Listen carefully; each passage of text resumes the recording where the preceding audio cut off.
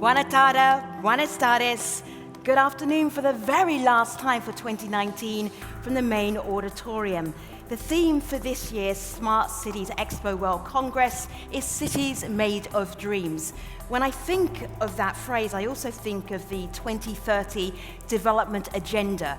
What is possible when we all work together? That also is the theme for this afternoon's final plenary. Thank you for being part of it. I am absolutely convinced there is as much expertise here in this room as there will be in these seats. So I want to show you something so that you can take part in this conversation. We are not leaving you to the last 5 minutes at the end. That is a waste of your brain power. So, microphone is there. If you're near that microphone, that is yours. There's a microphone just there. That is your microphone. Right there. And one more, just here. So when you have something to contribute, do go to that microphone, and then the chair for that session will know that you want to add something. He's going to come to you much sooner than very much at the end, so that you can be part of this final plenary session. So I am going to introduce you to Graham Colclough, who is your chair for this afternoon. He will be bringing on his plenary session speakers. Please make him feel very welcome and fill this room with very loud applause. Go for it.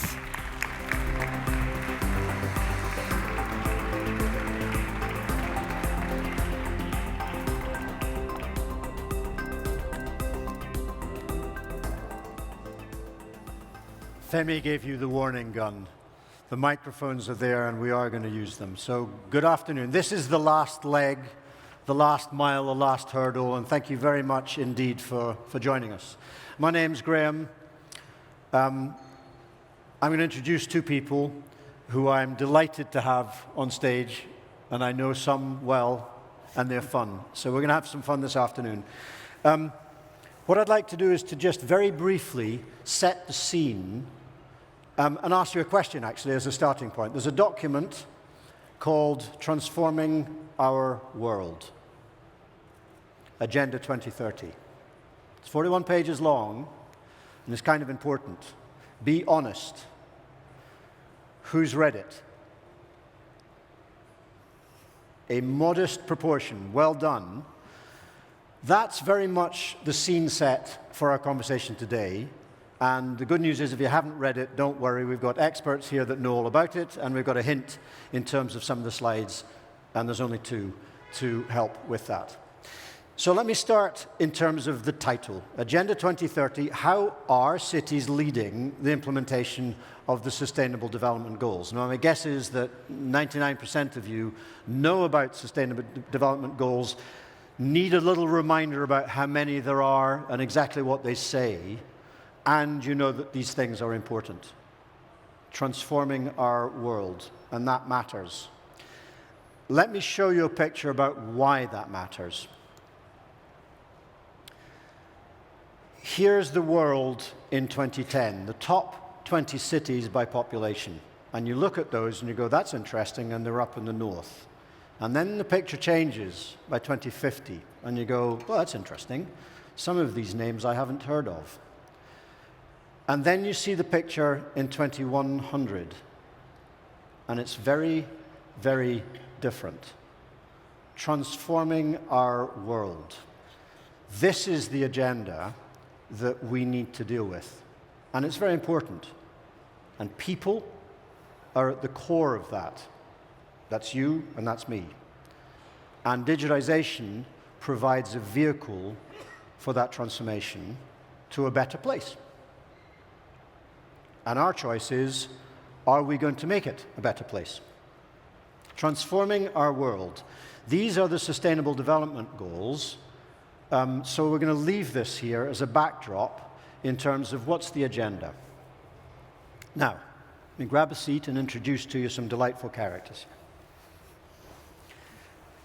We have here Miquel, who I met, I think, 3 or 4 years ago, a bubble of fun and energy. And Miquel Planas was running for quite some time, thinking around PPP. How is it that we're looking at dealing with partnerships across an important divide? And Miguel, very recently, congratulations, picked up the role of being the commissioner for 2030 for Barcelona, the city of Barcelona. And Barcelona takes on an important role around that. So that's Miguel, and we'll hear his opinion from a city's perspective in terms of what is a leading city in the world thinking about doing to deal with the 2030 agenda. And Dr. Agatha Kraus importantly starts from a position of life more than a decade actually doing urban planning. So understanding what's the fabric of cities, what's the nature of cities, how do they work as a system. And more recently, over the last few years, she's joined United Nations for Europe, so is taking a more institutional perspective on this. Both of these have worked together, so they're not fighting and they're smiling, and that's good. So they've worked together around this particular agenda in terms of 2030. So that's the two people. Now remember, you got the warning gun, and so if you fall asleep or if you don't engage in this conversation, blame yourselves, don't blame us.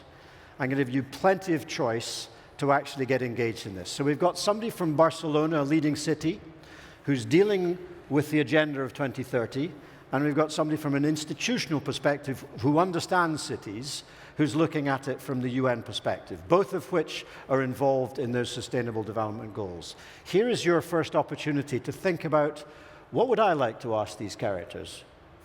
So, right from the start, if you have any thoughts in terms of questions you'd like to pose or issues you'd like to explore, then we will explore that. I have an agenda as well, so that's fine if you don't. But here's your first opportunity. So if you could pop up to the microphone, you have a chance now to set a bit of the agenda of what is a dynamic conversation that we're going to have. There's a gentleman over there, please. And we'll take the questions quite quickly, or the thoughts quite quickly, and we'll build that into our conversation. So if you could mention your name and briefly what it is that you'd like to say, that'd be super. Sure. Hi, everyone. My name's Thomas Verart. So I know the focus is on cities, but I'm also really curious to hear your thoughts on how we can connect individuals with the implications of their shopping decisions, so the environmental impact of how they shop. Do you mean individuals within cities, or do you mean individuals in general, which includes people in the countryside? Let's keep it to cities. Okay. Yeah. So Thanks. building people into that. Thank you for the question, because that's absolutely important. Are there any other thoughts and questions? My goodness, here's a lineup of them. Fanny, are you sure you're allowed to be at the back? Please, good. So name and rank, serial number, and what's your point of view? Yeah, good. Luis Novo from Mexico, and I just like to know if you guys have an action plan, and if you share that action plan on how to tackle the 17 goals. Super, thank you. Hi everyone, my name is Umesh.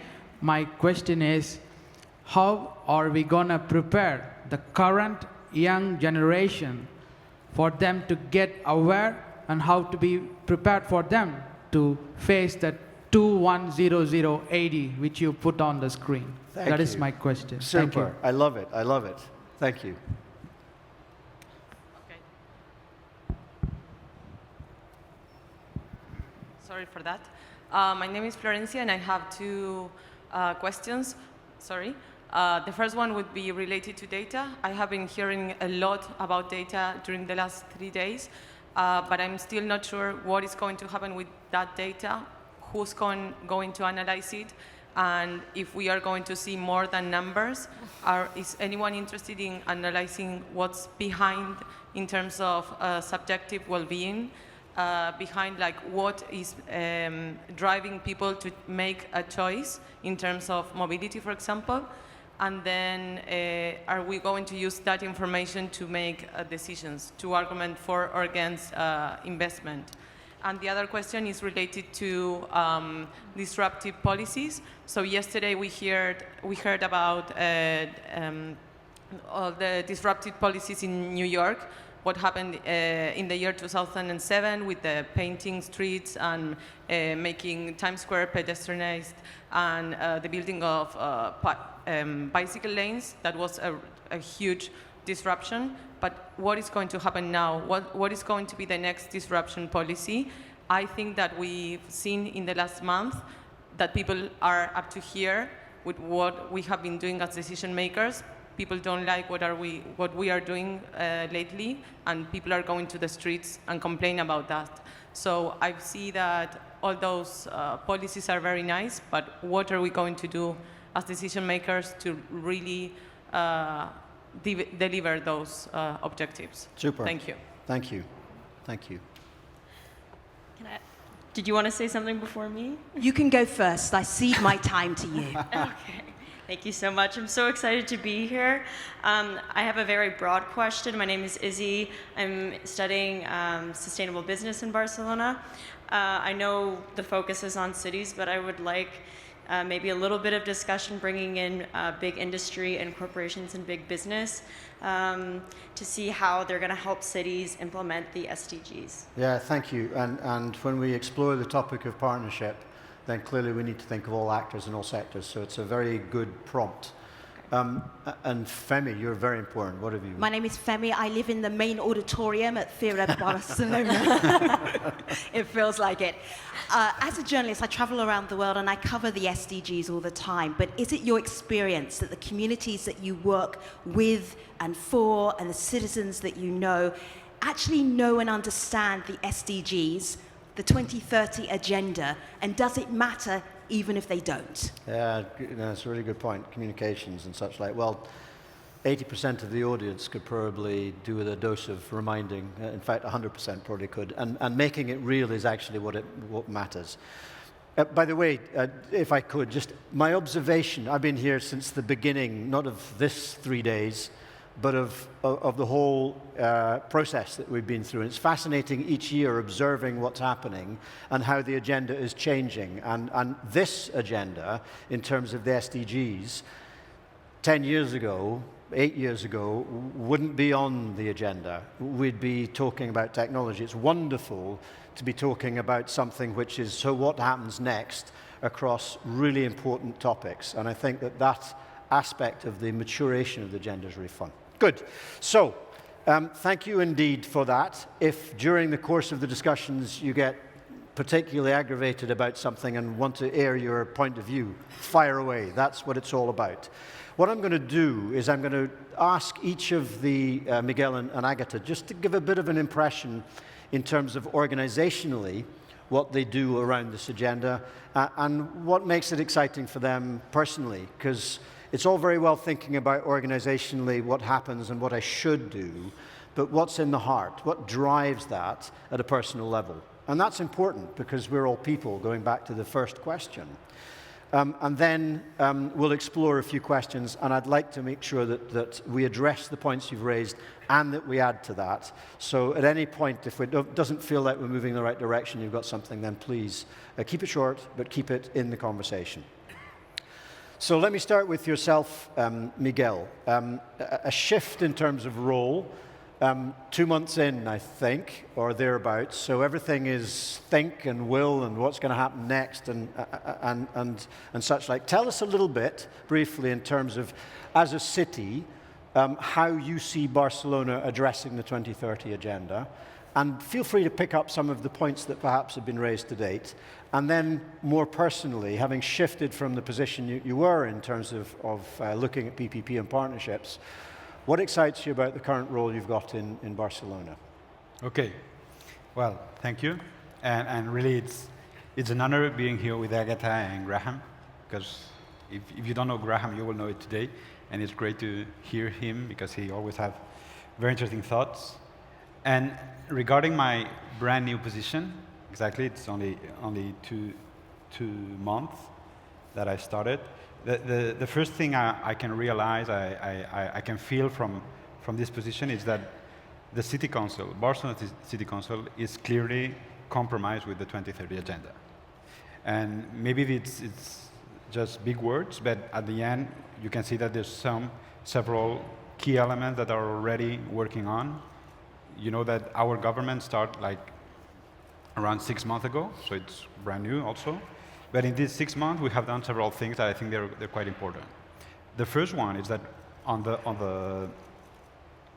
the government bodies, we have created this responsibility of one person, our deputy major, Laia Bonet, that is in charge of a 2030 agenda, and with someone that has to And do you know other cities that are doing the same thing? Not yet. Yeah. So that, there's the first thing. Anybody from a city in the audience, have you got somebody who's actually charged with the 2030 agenda? That's a good thought for you. And another thing that I think it's even more important than that is that we have decided that all the budgets for the next years and what we call the municipal action plan have to be aligned with the agenda. So that means that all the budget, you have to be able to relate it not with the SDGs, not only with the 17 SDGs, 17 goals, but also with the 169 targets. Not with all of them, of course, but with the one that they fit with. And this is important because at the end we will be able to measure, to be able, if we're working on we're putting the efforts in the right direction. And a last thing that I think it's maybe symbolic, but it's important for us. The first agreement between all the political parties in the city council, the first agreement between all of them, has been that Barcelona has to reach the 2030 agenda. Sorry, say again? Barcelona has to reach the 2030 agenda. Yeah. All the political parties, from the government, from the opposition, they have voted together about this resolution, that we have to move on to the 2030 agenda. We have to reach it. And considering reality in Barcelona, yeah, Spain, and Europe, having this agreement is not a bad agreement. And from the personal side, well, it's great to be working, having the opportunity to try to change things, but even more in a more personal thing, I really like this job and I'm really engaged with it, basically because I think about my kids. I have two very nice kids, well, not always, but almost, teenagers. But I think about them, and I'm really worried about their future. And I think the future is if you want to give them hope, if we want to give them opportunities, this goes through the 2030 agenda. Thank you.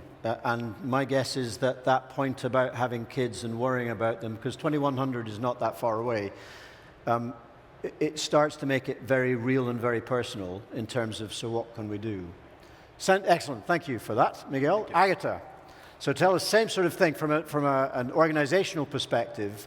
How do you see the UN in its journey trying to actually move from a position, as Femi said, do people know about this? I think they've heard about it. Do they really know about it and feel it from here rather than here? So from an organizational perspective, where do you see the UN is at in the agenda? And from a personal perspective, why are you passionate about it, and why are you passionate about it? Thank you. So I do represent the United Nations Economic Commission for Europe, which is one of the UN commissions. It says in the title Europe, but what in fact we do, we are working on policy development, policy implementation, harmonization, regulation, standardization across 56 countries. And it's global north. And if you're asking about how UN is embracing sustainable development goals, being effectively its creator, times have changed. What I mean is that we look back and think about sustainable development as a concept reaching a couple of decades now. But when it comes to actual institutionalization of the concept, we're thinking about first Millennium Development Goals. But more importantly, we start counting and understanding the importance, speeding up our actions since 2015, the introduction of Sustainable Development Goals. So there is a continuity of our actions on the one side. On the other side, 2015 was a particularly important year when it comes to realization of how the time is passing and what else needs to be done, and how serious we need to get about. When I say we, it doesn't mean the institution itself, but the countries within the UNEC region and the cities and the citizens in order to realize the 2030 Agenda, Sustainable Development Goals. Yes, and on a personal level, I'm urban planner by qualification, and it does make a difference for me, being urban planner. What it means is that if you mature or grow up thinking about development of cities from various perspectives, social, economic, environmental, governance, finance related, you name it, then you educating yourself to look at complex problems in a comprehensive way and looking for complex solutions. Part of my curriculum has been understanding what is sustainable development from, let's say, early days. And at the beginning, it seemed like an idea somewhere out there. I didn't know where to tie it up. But having worked with cities directly, having worked with, in the context of EU institutions, it all became more and more apparent that this idea out there and is out there, but there are multiple ways of actually realizing it, institutionalizing it, putting it into the policy and implementing policies accordingly. And I think having understood this complexity of what is sustainable development, how important it is to realize it, I think the most important is to believe in it.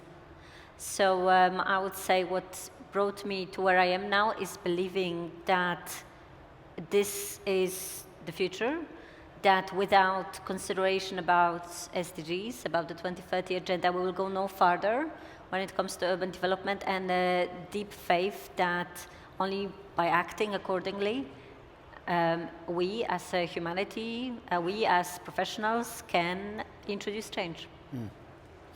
So I'm going to start actually looking at that picture. Every time I look at it and I think of a city, I actually kind of go, hang on a second, the dots all join up, which is about the systemic nature of how a city operates.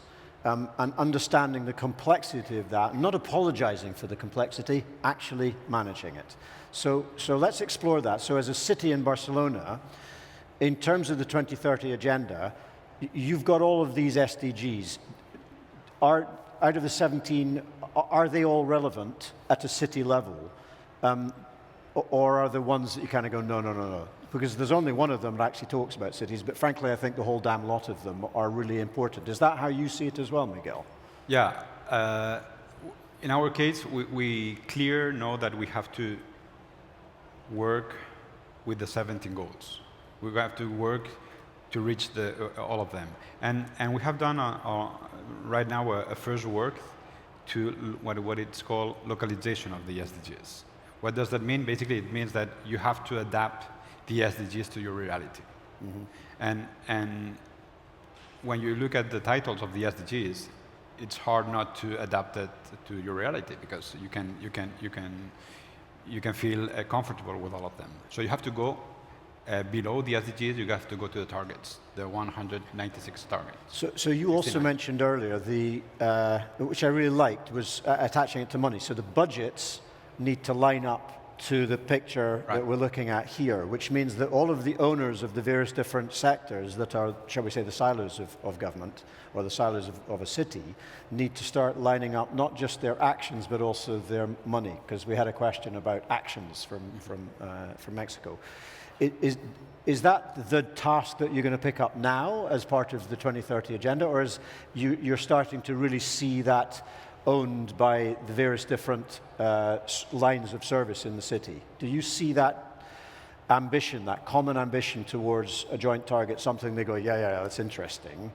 Or actually, now my budgets are lined up and this is how I've done it? Where are we at in that journey at a city level? Okay, at the city level, what we have to do is, first, we have to clear the picture. And that's very important. And coming back to the previous question, it's, okay, from the 169 targets that we have checked that Barcelona is working in aligned or affecting 92% of them. Why? Because we're a big city, and maybe we're too ambitious and we want to talk about, want to work with plenty of things, but the thing is that we have 92% of the targets we have to work over there. That's the first thing. The second thing is we have to find the gap. Where are we right now? And how far are we from the goals? How far are we to reach the targets? And from here, so as you can say, I'm talking from a very wide point of view. We're making the picture for all the community of the city council. And from here, when we see the gap, we have to see the size of the gap. And from here, we're able to see, okay, which should be the targets, the goals, the policies behind that we have to push more, but put more resources. So here, one thing that we have decided, and it's something that we're working on, is that we will have we are working to have a coordination body that will coordinate all the innovation that exists in our city council. We are very lucky in Barcelona. At least at the council level, because our workers are very engaged, they're very compromised. So it's people they work alone. You don't have to say nothing; they just keep working.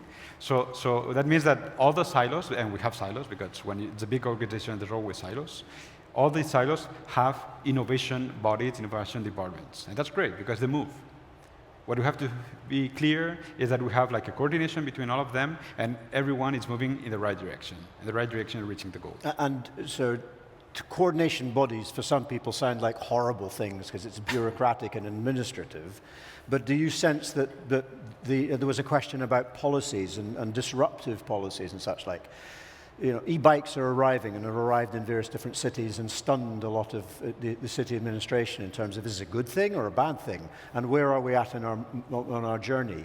Do you feel that Barcelona, and please be honest, do you feel that Barcelona is agile enough as an organization to move forward? Is it listening enough to the people and speeding up the whole process of trying to deal with disruption and have agile policies that push us towards, with budgets, towards the SDGs? If you said on a scale of 1 to 10, be honest. Okay. Hold them to that. Be honest. Where is Barcelona on a scale of 1 to 10 in terms of being able to be agile around this? And nobody will quote you beyond that. Okay. Personal view. So, before answering the scale thing, I would like to say that... He's hoping I'm not going to hold him to it. The thing is that we have to. Yes. There's no point of not doing it. So we really have to move in that direction. I think that Barcelona is very agile, and you can have seen in the last years that we've been able to start new projects. It's hard to me to put a score from 1 to 10, basically because I just arrived 2 months ago, so I really need to have more information at that point. Give me a range. You're not leaving without a number. Okay. For sure, we are on the right direction. We're working correctly, doing the great efforts, and okay, I would say we're above 5 for sure. Not bad. Not bad. We got a number out of him. Thank you. So let's turn now from Barcelona, which is a specific city, to all the rest of them.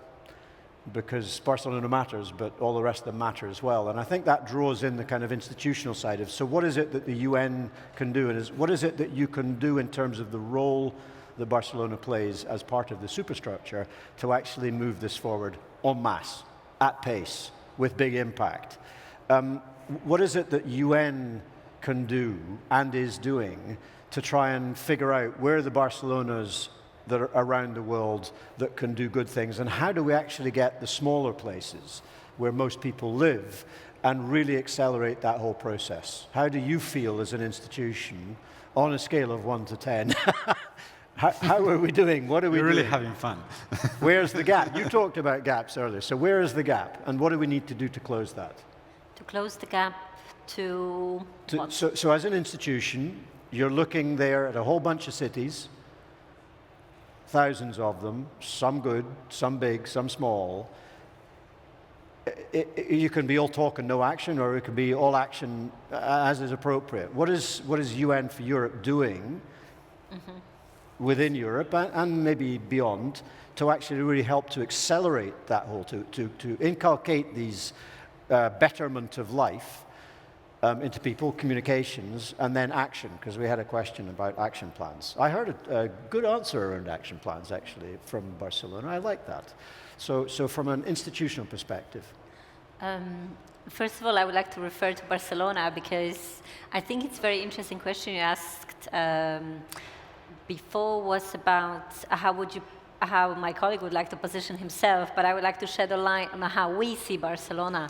I actually have professional experience working with the municipality of Barcelona over the last 3 years, and I worked with many municipalities in my professional life, and I'm more than pleased and happy, and every time I'm coming to the city and speaking with the municipality, I'm opening my eyes wider and wider about how much enthusiasm, power and reason is behind their actions. So putting the things into perspective, I have only good things to say about my experience of working with the city of Barcelona and discussions and the way things are being implemented, progressiveness.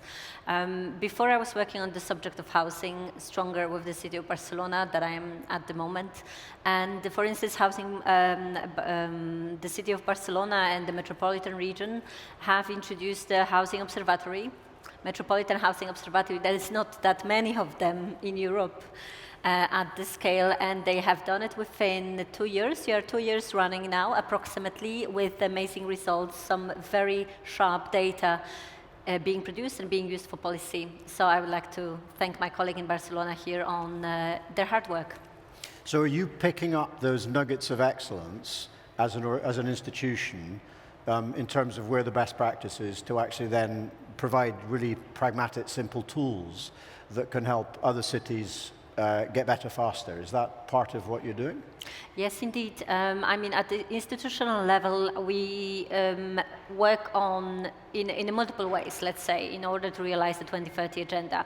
We work on the global way within the UNEC region. So we are trying to see what are the challenges in the region, what are the opportunities in the region, how globally it fits into what's happening, the dynamics in the region fit into the global image. So that's the one way, let's say the more global way, the more, let's say, even bureaucratic administrative way, you have to be able to see what's happening in the region. But more importantly, we're working with the governments. So with the national governments, obviously, UNEC works with the governments, this is our constituency. We look at what's happening at country level as a whole. That being said, the localization of the 2030 agenda is of a key importance, and we institutionally acknowledge that as well, which means we're not only working with the governments, but we are also working with cities more and more directly, obviously appreciating the values of such collaboration. The reason is that countries are not one whole homogeneous entities. Cities within the countries differ considerably. They have their own specificities, they have their own valeurs, and it's important also to recognize these valeurs, because if you ask me about where we are heading, how far are we from the global objective, my question is, what is the global objective and where is it? Because having worked with cities and with the countries, I see particularly interesting ideas about and visions for the cities, in fact. They have their own ideas, they have their own identities, they have their own cultures, they have their own aspirations, which means that the vision for what a sustainable city for city A is not the same for the city B. It's not that you can introduce the same smart solutions in the city A and consider it as creating the most powerful sustainable city in this particular context against all the other contexts. Yeah, so I completely get your point. So in your conversations with the governments, recognizing what's the patterns that emerge at a city level, that discussion with governments in terms of the need to support the roles that they play versus the role that cities play, is there enough traction, engagement, and honesty in the conversation at a government level, that they see it and they're helping to accelerate. Because I think the point that I'm trying to draw out is that aspect of doing things better, faster. Are we doing things fast enough? Is the passion and urgency, do you see that within the European context, and do you hear it from colleagues in terms of the global context? I see a number of questions, and I have here. So first of all, about the national and the local. So obviously, we're working with the governments mainly. However, what we do regularly, we work with cities regularly. We invite cities, city of Barcelona, other cities, Portugal cities, Cascais recently, Glasgow, you name it. Coming to our meetings regularly, showcasing what they are doing and sharing their challenges. And they're doing that at international level. They're also doing that in front of their own governments. And it's important to have all these views in order to be able to take decisions which are responsible for all. Yeah. So yeah. So just briefly, yes, all cities are different, like all individuals are different, but there's a pattern and there's a similarity that's there. And I would see that roles of governments and roles of institutions to look for those common patterns. This is a pattern. To look for those common patterns, to actually understand what are the ingredients of success, and to help inculcate that in the broader community. With the experience of cities through the governments, that would be very much a role that UN could play. Do you feel that you are playing that role? I mean, you can look at it really in various ways, and I would like to, on the one side, emphasize that indeed Europe, against the 56 countries that we have here in this region, is particularly distinctive. First of all, is institutionally, most of the countries within, let's say, geographical Europe is part of the European Union, and they obviously have this the supranational structure guiding their practices at the national level. So, and also, Europe is getting old. We have problems with urban aging. We have problems in Europe with smart mobility of public transportations, and to the lesser extent, with regard to access to decent quality affordable housing, it's still a problem. But if you think about the world as a whole, about the issue of slums, the problems of, let's say, housing affordability in Europe in comparison, let's say, to Global South are different. Yeah. So let me explore one point, which is about that sense of urgency, that sense of doing things faster and better. Yeah. A hypothesis. In my own mind, 2030 is just around the corner. It's coming very soon, and clearly we need targets. We need to measure against that, and I think your model that you described for Barcelona is very good. But in my mind, yes, let's have a 2030 plan and make it practical, make it actionable. But do we need to look forward to the slide that showed 2100 to really start to say, whoa, this is very different? To stimulate that sense of urgency, because that's not something that the individual cities should do.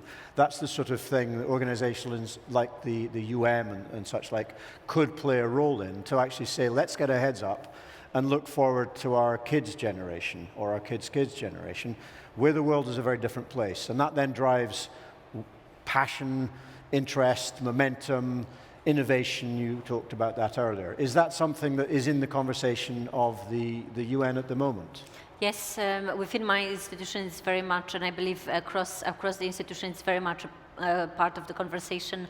We are realizing 2020 is just around the corner, and it's a burning issue. That being said, it's not that UN works top down. It's not that we are in a position or we have the powers to tell governments what to do. On the other side, we actually are learning from the governments in the UNEC region, from the countries themselves, about how to do things better. And about sense of urgency and how to introduce change faster. We actually learn a lot from the local level, because in terms of scaling up things, obviously that is a little bit problematic, because you cannot see that practices in one city can lead to resolving the sustainable development problems at the global scale. That's not happening. But what is happening at the local level is innovation. There is a lot of creative thinking, and there is a determination that we really see. I don't want to say nowhere else, but the sense of urgency and the sense of helping the citizens is the most loud spoken about at the local level. It's the sense of responsibility of local governments to respond to the needs. And what I want to say is that I have a pleasure working with municipalities in Norway at the moment.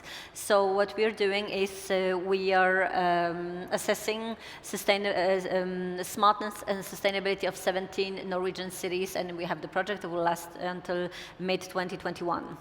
And about the elements of how to speed up the whole process, it was not us going there and telling them how to do what they know how to do. They know best what to do. It's us about being there as an advisor, observing, evaluating, helping them to learn fast, but also us learning from them. Yeah. But what I meant to say is that I observe that the cities in Norway have the power, have the knowledge, and have the experience to scale up what they're doing. They're really seeing themselves as a part of the solutions. That's first thing. Second, they think themselves as a part of the system. Yeah. Let me take that down a level, if I may, from your role looking at the cities to the question about people, and more importantly, the question about young people, and also to a certain extent touching on a little bit of the data discussion in terms of the sensitivity, but the involvement of, because you can't get involved with people without actually understanding what their views, and you can't speak to them all. Are we doing enough in terms of involving the youth? Are we doing enough in terms of really getting down underneath? Because change will only happen if everybody gets involved in it.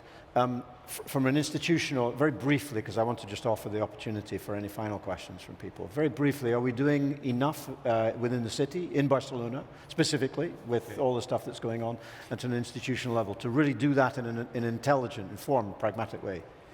Well, I would say that there's a very good job already done in Barcelona, that it started with the 21st agenda, to really have a direct contact with schools and NGOs and companies.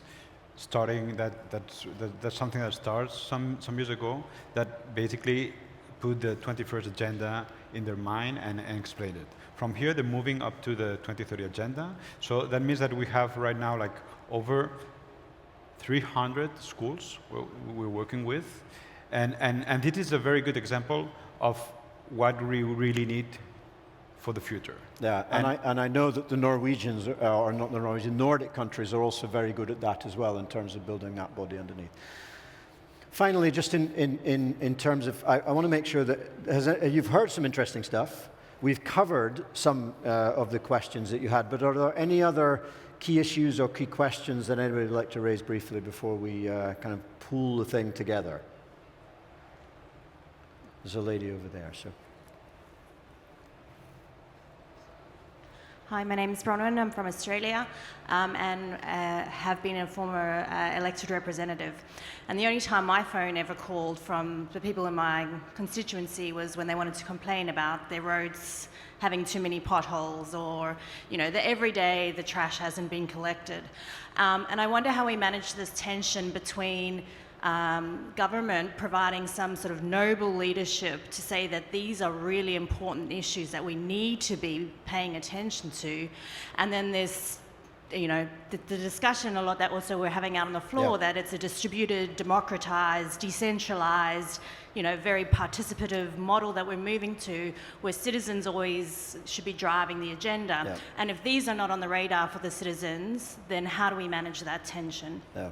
It's that aspect of trust. If you have trust, then you get the conversation right. And recognizing the different roles that city and city hall plays. We'll pick up on that one. I'd like to get your views on that, gentleman there. Mi nombre es Orlando Murillo, de Costa Rica. La pregunta es para el Ayuntamiento de Barcelona, si todos estos objetivos de desarrollo sostenible ustedes ya los han correlacionado en alguna lista para que esté más claro que, como se ve aquí, ¿Qué correlación hay entre cada uno de ellos? Lo digo por lo siguiente, porque esto es como la paloma de la paz, todo lo queremos, es lo mejor, pero no necesariamente vemos tan claro cómo actuar unos sobre los otros. Puede ser que nos distingamos por acción climática, o puede ser que nos distingamos por hacer ciudades buenas, pero ¿qué persona no quiere no ser pobre, tener hambre, tener buena salud, tener buena educación, tener no desigualdad? Entonces, las acciones que podamos tomar están muy hechas a las medidas de cada ciudad, pero sí es importante reconocer de antemano la correlación que puede existir para poder ver cómo se influye en cada una de ellas. Good, thank you. I didn't understand a word of that, and I'm sure it was good, but the good news is we've got...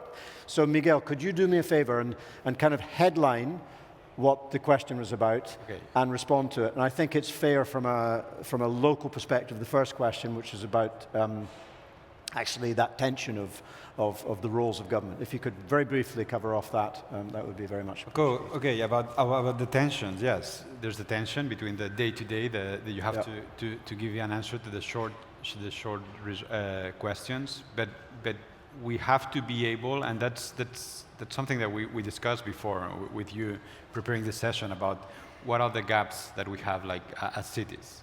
And I think that the gap we have is that we have to think above this short term, these 4 years, and we have to move on. And we have to. So we have to find this balance.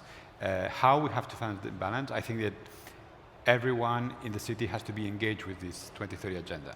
Everyone has to see why we have to go over there, what each of us are able to do to reach it. Okay, that's one point. And regarding the question of I'm going to translate you this question. Good. Basically, our colleague was talking about how we can correlate SDGs one between another. Okay. Okay, and we're working on that. Okay, and when I say we're working on that, because we're really aware of what does the 2030 agenda means. And the 2030 agenda means basically trying to overcome several challenges at the same time. I think that we are all aware of the environmental challenge that we face. That I think it's very clear. Well, maybe someone still doesn't believe it, but we have this environmental challenge. So we have to move on. We have to move on to a more renewable energy society. But this brings us to the second challenge, and this is the economic challenge. And here we have an economic challenge related to this change of energy, change to another source of energy, a renewable one, instead of a fossil one. But we have another driver here, and it's the future of work. And thanks to digitalization, we don't know what will be the future of work. Well, we try to, but we don't know. So this brings us to the third challenge, and it's social challenge, the fear we have around the future, our future and the future of our kids. And why I'm saying all this to you, and maybe it sounds a little bit apocalyptic, but why I'm saying that, because when we talk about SDGs and trying to find solutions, we have to find a solution that try to overcome at the same time the environmental challenge, the economic challenge, the social challenge. And another thing that is very important, we have to do it in alliance, and I think Agatha has explained it very well. Alliance, because from the city's level, we are a very important tool, basically because from our point of view in Barcelona, we saw that 92% of the goals, we were able to reach them, we were able to work on that, but it's seen that over 70% of them are at the city level. The national level is able to give us the framework, the legal framework. And the umbrella of multilateral bodies like UNICE and others are able to put us together, all together. Not only the governments, but also the academia and the private sector. And I think this is the crucial level, to work all together with trying to face at the same time the three main challenges that we have. Yeah, and partnership is one of the 5 Ps. We had 3 Ps, 4 Ps, we've got 5 Ps in the transforming plan. And partnership is, I think, a key one, which it engenders the topic of collaboration. So just drawing it to a close, I find it fascinating that this conversation is a totally different conversation that we had 8 years ago. It's appropriate that we have this conversation. I would like to leave you with a thought, which is we do need to think of 2100. If we don't think of 2100, then that sense of urgency, that sense of what we're leaving behind for our kids, is worrisome. So that's important. The second point is it's a personal choice to actually do something about it, because we won't make the change unless individuals get involved, and that's us. That's us. But I'd like to ask just finally, Miquel and Agatha, if there's a word or two, a thought that you'd like to leave with people as they disappear off to the airport and think about stuff, what would that thought be? Well, the thought is that I think that we have to work together. Like I think that I know that you say that the 2030 agenda it's just in 10 years, so that it's the next corner, but it's something that it might look very nice and very bold at the same time, but we really have to get there. Very good. Together. Mm-hmm. I would say before we start working together, it's important to take personal responsibility. I have a pleasure to be always working with the most enthusiastic, the most passionate, the most devoted people. I haven't had the chance to be working with those who are just living everyday life without thinking about the broader picture. So I personally wish there would be more and more people who are a little bit idealistic and passionate and powerful enough to be actually following up with the actions for what they are preaching. So if we have a critical mass of those people, we'll definitely be able to deliver faster. Super. Super. Deliver faster. I love that. And good. Miquel, Agatha, thank you so much. Great pleasure. Thank you all for being here. Some really profound thoughts to take away.